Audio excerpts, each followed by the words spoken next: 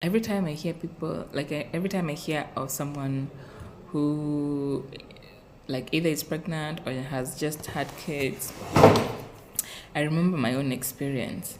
And the only thing that, not the only thing, but one of the things that came out from that whole pregnancy, giving birth, and now raising a child journey is that it makes me realize, or like just it reaffirms for me that surely there's a God. There's something I call God, someone else would call whatever, but there's something that is so much more greater and that is somehow more intelligent and somehow can control things. Because can you imagine how people get pregnant? Okay, not how they get pregnant. When people get pregnant, it's like very, very tiny things that come together. And these tiny things, they form. Ni kama magic is happening in your stomach, in your womb of my uterus. Yeah.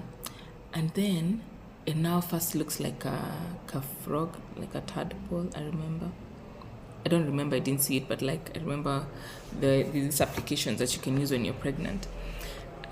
And then after a while, it starts looking like a alien, things like that. It goes on. Now, too much information. But me, when I give birth, I just felt something come out like... And then the baby started like... akakohoa.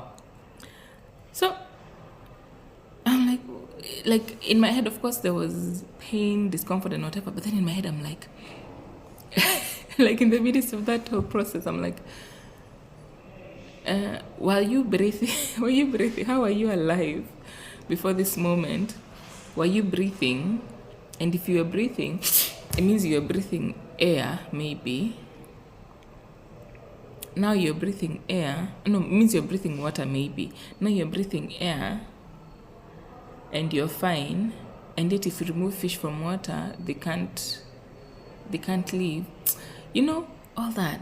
So, oh, sorry. All this is just because my colleague gave birth, my colleague's wife gave birth, and so it just like sparred that whole story again in my head.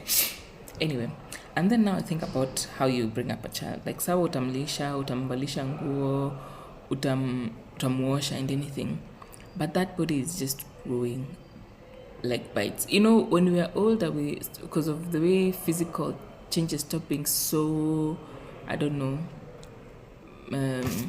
visible, like the nini is not so much there, the awe is not so much there. But think of a child, like, can't talk, can't eat, can't do anything, and then all of a sudden now they are trying to walk, and then kidogo ndio they are like, I don't know, going to school, learning and telling you things and talking the way you do. So then now you're like, shit, I have to be more careful, I can't curse, I can't. Anyway, it's beautiful. It's a beautiful journey. We really fear to be parents or to have kids because of money, but I think we should really more look at how, like, parenting is more about being present and being intentionally present, but also like really modeling our lives. Yeah. And so that's what we should really be focusing on. Of course, look for money, because all good material things come from money, and that's, basic survival. But really, the child, when you think about it, they'll still grow regardless of what they're eating. Of course, unless they're eating poison. But like, they'll still grow. And they'll still grow even if they're dressing matambara or whatever. But you are imprinting something that is going to be their default system forever by how you interact with them, how you interact with yourself, and how you interact with others. Anyone who's really around them, that's really what they're doing. And so parenting is beautiful. It's a challenge to us, but it's also a blessing, because God allows us to be like gods, to be like a mini God in the universe of someone.